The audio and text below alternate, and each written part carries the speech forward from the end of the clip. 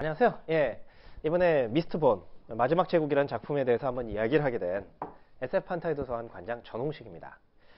도서관장이라고 하지만 이게 사실은 직업은 아니고요. 거의 취미로 제가 좋았기 때문에 하고 있습니다. SF 판타지 사람들이 많이들 좋아하고 하지만 솔직히 이렇게 좀 접하기도 힘들고 또 익숙하지 않으신 분도 되게 많은 것 같아요. 그런 점에서 제가 좋아하는 작품들을 한번 이렇게 모아놓고 많은 분들이 같이 이야기를 나누고 한번 할 수 있는 자리가 됐으면 좋았다고 생각해요. 미스트본 마지막 제국 총 3부작이라고 되어 있는데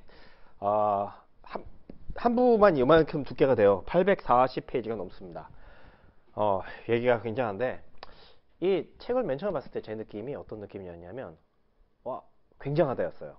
왠지 암살자 같은 캐릭터가 아니라 칼을 탁 들고서 탁 그것도 맨발로 가 있고 이게 도대체 무슨 얘기일까?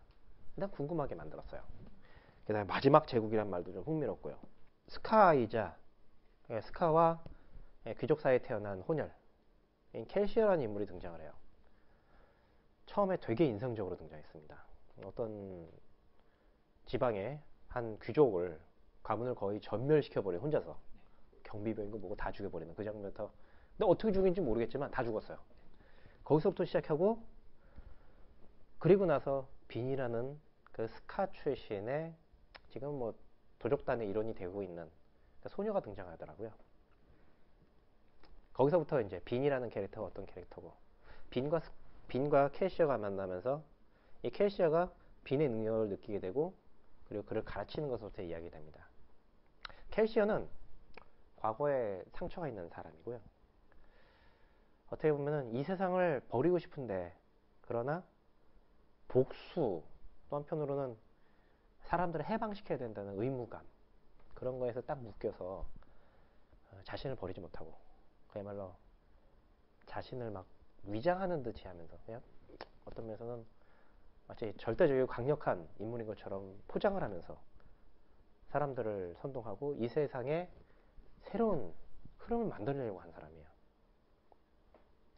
비는 어쩌다 보니까 그 사람에게 능력을 배우게 됐고 처음에는 그냥 어차피 가르치는 사람이니까 내가 그냥 배우려면 이 사람 따라야 된다 였고요. 근데 점점 이 세상에 대해서 배우게 되면서 그거에 동조하게 되죠.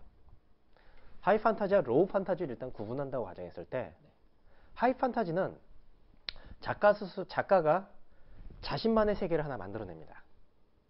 그 세계는 우리 세계가 닮은 것 같을지 몰라도 분명히 다른 무언가가 있어요. 다른 세계의 사람들이고 다르게 생각하고 다르게 행동을 하죠. 그 사람들이 펼쳐내는 이야기 그게 하이 판타지예요.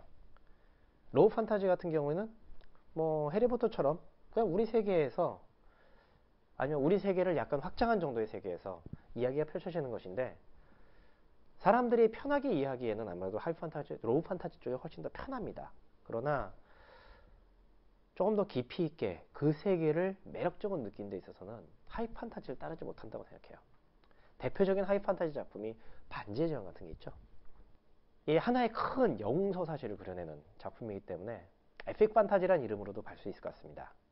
에픽 판타지 역시 찾기가 힘들어요. 에픽 판타지는 그 거대한 그 하이 판타지 중에서도 특히 그 세계의 운명에 좌우하게 되는 그런 얘기입니다. 주인공은 사실 평범한 여성이었지만 평범한 소녀였지만 자신의 힘을 알게 되고 이 세계의 마지막 제국이라 불리는 사실상 인류 세계 전체를 아우르는 그 세계의 운명을 좌우하는 그 싸움에 참여하게 되거든요. 미스트본의 주인공이 그 16살의 소녀였다는 거 굉장히 매력적이었어요. 어떻게 보면 자기방의 본능이랄까 그런 것들이 굉장히 강하게 느껴지는데 그건 어떤 면에서는 10대 소녀들이 가질 수 있는 충분한 뭐 그럴듯한 예라고 생각합니다. 그렇지만 그렇기 때문에 더더욱더 이 세상에 대해서 알아가고 그리고 세상을 바꾸기 위해서 노력하는 모습이 훨씬 더 감동적으로 다가오는 것 같아요. 저는 사실은 캐시어라는 인물이 굉장히 매력적이었어요. 왜 매력적이냐면 일단 맨 처음 등장할 때 분명히 와 이거는 굉장히 괴물 같은 캐릭터입니다. 슈퍼히어로 같아요. 혼자서 그 한 귀족 가문의 그 경비병 모두 다 죽여버리고 말하는 것도 되게 쿨해요. 그냥 우연히 그를 죽여버렸지. 어떻게 우연히 귀족을 죽일 수 있어? 그냥 칼 한 개나 두 개 정도 꽂으면 돼. 이런 식으로 얘기한단 말이에요. 그러니까 너무 그냥 굉장히 쿨한 슈퍼히어로 같은 느낌이 주는데, 그래 동시에 선동가로서도 굉장히 훌륭한 실력을 가지고 있고, 그리고 이 사람이 뭔가 세상을 바꿀 것 같은 느낌이 줘요, 진짜. 음모를 꾸미는 것도 그렇고. 그러니까 다른 사람들도 이 사람 말에 동조하지 않을 수가 없는 거예요. 그냥 완벽한 느낌. 그런데 한편으로 보게 되면 또 그게 아닌 거예요. 이 사람은 들이 어쩌면 상처받은 영혼이고, 그리고 그 상처로 인해서 이 세상에, 더 정확히 말하면은 그 로드 룰러와 이 세상에 대해서 복수하고 싶은 사람인 겁니다.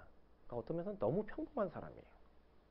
평범하기 때문에 그 한계를 알고 있기 때문에 도리어 자신을 포장하고 위장하면서 남들 앞에서는 전혀 완벽한 인물처럼 보이려고 하는 그런 인물인 거죠. 네. 로드룰러. 이제 이 로드룰러가 상당히 재밌는 것 같아요. 이 설정 속에서 보면. 그러니까 지금까지 적들은 명확하게 헬치가 있었습니다. 많은 종류의 FF 판타지 작품을 보게 되면 적어도 적이 누구다, 그리고 어떤 존재다, 그리고 심지어는 등장도 해요. 이를테면 물론 반지의 제왕의 사울론처럼 명확하게 보이기보다는 그냥 뭐 그림자처럼 사울론이랑 악당이 있어, 그 정도로 나오는, 그리고 결국엔 나중에 드러나지도 않고 그냥 끝나버리는 그런 사례도 있긴 합니다만, 대부분의 경우 악당과 정면으로 맞서는 일이 되게 많거든요. 이 로드롤러라는 존재는 이 세계 속에서 사실상 그냥 신이에요. 그리고 어떻게 보면 전설의 드래곤 같은 느낌? 분명히 실체는 존재하고 있는데도 불구하고 그가 누군지, 그가 도대체 어떤 존재인지, 그 사람은 불멸이야, 그 사람은 굉장해, 이 사람은 함부로 상대할 수 없어, 그리고 가끔 힘이 느껴지기도 하고, 그러니까 사회 질서 같은 느낌이 드는 거예요. 그런데 정말로 그래서 갑자기 이 사람이 등장했을 때 너무 충격적이었어요. 이 상황에서 갑자기 등장하네? 설마 그가 직접 나서리라 예상을 못했으니까. 로드롤러라는 게 정말로 존재하는구나. 근데 로드롤러라는 게 실체가 드러났을 때 의외였어요. 저는 사실 우리의 적이라는 존재, 사회의 적이라는 것이 사실은 껍질을 벗겨놓고 나면, 그 권력과 권위라는 껍질을 벗겨놓고 나면 실제로는 무조건 존재가 아닐까. 저는 이거 영화가 나오면 굉장할 것 같아요. 영화가 나올 수 있다는 걸 보고서 이거 재밌을 것 같은데 라는 생각이 들었습니다. 특히 소설만 보고 있더라도 이게 정말로 눈앞에서 영화처럼 펼쳐지는 느낌이 들거든요. 그 장면을 그대로 옮기기만 하더라도, 예를 들면 알로맨시 능력을 활용해서 사용하는 미스트 본길의 싸움이라든가, 그 다음에 여러 알로맨스들의 그 능력을 사용하는 그 모습들, 막 스파이더맨처럼 하늘을 날아다니는 듯한 느낌, 그말 빌딩 숲을 이렇게 확 지나가는 그런 속도감이 느껴지는 그런 모습이 되게 많았어요. 그러니까 슈퍼히어로의 활약 같은 느낌이었죠. 바로 그런 것들이 영화로 보여줬을 때 상당히 매력적인 작품이 될 수 있을 것 같아요. 저는 캐시아는 다른 누구보다 반지의 제왕에서 아라온 역할을 맡았던 비고가 참 어울릴 것 같아요. 또 이 캐시아가 굉장히 키가 좀 어느 정도 크다는 그런 느낌도 있고, 그러니까 좀 허줄그레한, 보통 평소에는 그 후줄그레한 모습과 그러니까 왕 같은 모습이 두 가지가 같이 존재하는 인물이거든요. 그런 점에서 저는 비고가 가장 좋았다고 생각하고, 비는 설정상 16살이고 왕좌의 게임에서 주인공 역을 맡았던, 여주인공 역을 맡았던 그분의 성함이 어떻게 했더라? 그 배우 이름을 제가 까먹었는데, 물론 지금 나이가 좀 많이 들었기 때문에 안 되겠지만 그 처음에 나왔던 모습, 그런 것들은 정말로 좋았던 것 같아요. 톰 히들스턴 왠지 어울릴 것 같아요. 등장했을 때 그 카리스마적인 느낌을 주면서도, 로드는 굉장히 젊은 모습으로 등장하면서 굉장히 자신감 있게 등장을 해야 되거든요. 근육질이기보다는 좀 더 지적인 느낌을 주는 캐릭터. 근데 사실은 이런 식으로 무언가를 희생해서 마법을 쓴다는 개념은 되게 많았어요.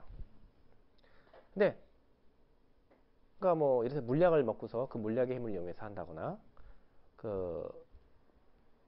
이를테면 피를 이용해서 뭐 능력을 쓴다거나, 뭔가를 태워서 있는 거, 부적이라든가 그런 걸 태워서 한다는 거, 그런 식의 능력은 굉장히 많았지만 몸에 금속을 이용해서 그 금속의 특성을 이용해서 한다.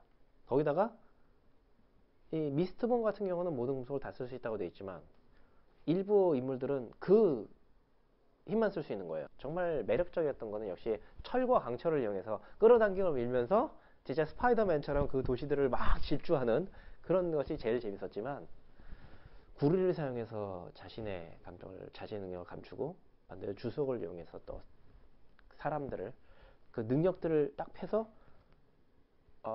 주변의 감각을 넓혀서 뭔가를 한다거나, 백납을 이용해서 힘을 높인다거나, 그리고 결정적인 것은 역시 아티움이죠. 미래를 볼 수 있는 능력. 그 미래를 볼 수 있는 능력을, 그 내 가능성을 볼 수 있고, 반대로 금을 활용해서 과거의 내 또 자신을 볼 수 있는 그런 능력들을 활용해서 과연 어떤 일이 벌어질 수 있는가.